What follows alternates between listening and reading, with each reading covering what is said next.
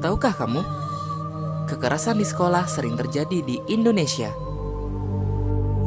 Dari tahun 2013 hingga 2014, jumlah kekerasan di sekolah naik sampai dengan 16% yang dilakukan anak usia di bawah 14 tahun. Dan itu dilakukan di sekolah. Hampir setiap sekolah yang ada di Indonesia pasti terdapat kasus kekerasan di sekolah. Dari tingkat universitas, menurun ke SMA, lalu SMP, bahkan sampai ke SD. Bagaimana caranya?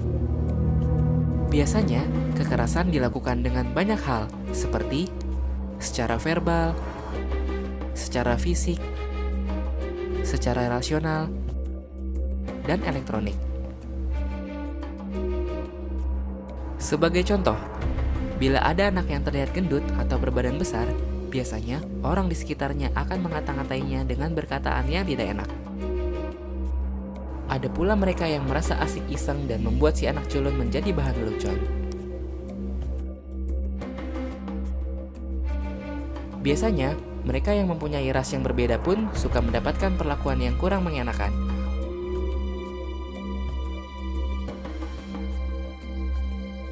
Zaman pun berubah. Kekerasan ini pun bisa dilakukan melalui media elektronik atau biasa kita sebut media sosial. Tahukah kamu apa dampak dari perbuatan itu? Bagi yang melihat, tentu saja akan berdampak pada dampak mental. Dia akan merasa takut dan merasa tidak nyaman. Bagi pelaku, biasanya akan mendapat sanksi bertahap dari orang tua, pihak yang berwajib, atau di persidangan, dan bisa sampai akhirnya di penjara.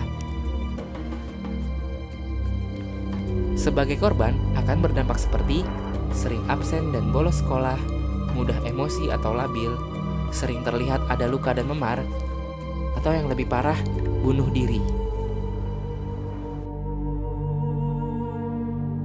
Apakah kamu siap menerima semua perlakuan itu? Karena jalan kalian masih panjang untuk sebuah kebaikan. Stop kekerasan di sekolah.